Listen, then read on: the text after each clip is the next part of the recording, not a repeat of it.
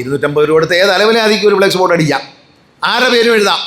ഏതോ ഒരു കുടുംബത്തിലെ 4 നായന്മാർ NSS നിന്ന് രാജിവെച്ചു. അപ്പോൾ ചോദിച്ചാൽ അവർക്ക് പോയി, അല്ല നമുക്കെന്താ. ഏറ്റവും കരുത്തുറ്റ നേതാവ് തന്നെയാണ് general secretary G. Sukumaran Nair sir. അദ്ദേഹത്തിൻ്റെ നിലപാടുകൾ രാഷ്ട്രീയമല്ല, NSS സമദൂര സിദ്ധാന്തത്തിൽ തന്നെയാണ് മുന്നോട്ട് പോകുന്നത്. പക്ഷേ അഭിപ്രായം പറയാൻ പാടില്ല എന്ന് പറയുന്നത് ശരിയല്ല. ഈ നായർ സർവീസ് സൊസൈറ്റിയെ, സമുദായത്തെയും ഇത്രയധികം സ്നേഹിക്കുന്ന ഒരു വ്യക്തിയെ ഈ സംസ്ഥാനത്ത് നിന്ന് എങ്ങനെ കണ്ടുപിടിക്കും എന്നതിനെക്കുറിച്ച് നമ്മൾ ചിന്തിക്കേണ്ടിയിരിക്കുന്നത്. അത്രയ്ക്കും അദ്ദേഹം ആത്മാർത്ഥതയോടെയാണ് ഈ സമുദായത്തെ സ്നേഹിക്കുന്നത്, ഈ പ്രസ്ഥാനത്തെ സ്നേഹിക്കുന്നത്. അതാത് കാലഘട്ടങ്ങളിൽ NSS അഭിമുഖീകരിക്കുന്ന വിഷയങ്ങളുമായി ബന്ധപ്പെട്ട അഭിപ്രായമാണ് പറഞ്ഞത്. അല്ലാതെ അദ്ദേഹത്തിൻ്റെ രാഷ്ട്രീയ നിലപാടല്ല അദ്ദേഹം വ്യക്തമാക്കുന്നത്.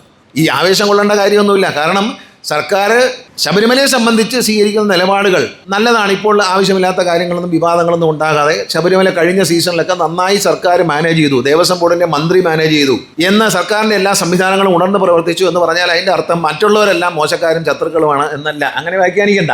മാധ്യമങ്ങളിൽ പറയുന്നത് എന്താ, NSSൽ വലിയ ഭിന്നത. അത് ഇന്നലെ തന്നെ തെളിയിച്ചു. കാരണം 300ഓളം പ്രതിനിധികൾ വരുന്ന NSSൻ്റെ പ്രതിനിധിസഭാ യോഗത്തിൽ NSS ജനറൽ സെക്രട്ടറിയോട് എന്താ അങ്ങനെ ഒരു തീരുമാനം എടുത്തതെന്ന് പോലും ആരും ചോദിച്ചില്ല. കാരണം എന്താണോ NSSൻ്റെ ജനറൽ സെക്രട്ടറി എടുക്കുന്ന തീരുമാനം അതിനോടൊപ്പം ഞങ്ങളുണ്ട് എന്ന പ്രഖ്യാപനമാണ്. ഇപ്പോൾ ചങ്ങനാശ്ശേരിയിലുള്ള 4 നായന്മാർ, ഒരു കുടുംബത്തിലെ 4 നായന്മാർ NSS നിന്ന് രാജിവെച്ചു എന്ന് TV എഴുതി കാണിച്ചാൽ അതിൻ്റെ അർത്ഥം കേരളത്തിലുള്ള മുഴുവൻ നായന്മാരും NSS നിന്ന് രാജിവെക്കുമെന്നാണോ? അല്ല, അവർക്ക് എന്തോ ആവശ്യം, അവരാരാന്ന് ആ പേപ്പറിൽ വന്നപ്പോഴാണ് അവരെ പറ്റി അറിഞ്ഞത് തന്നെ.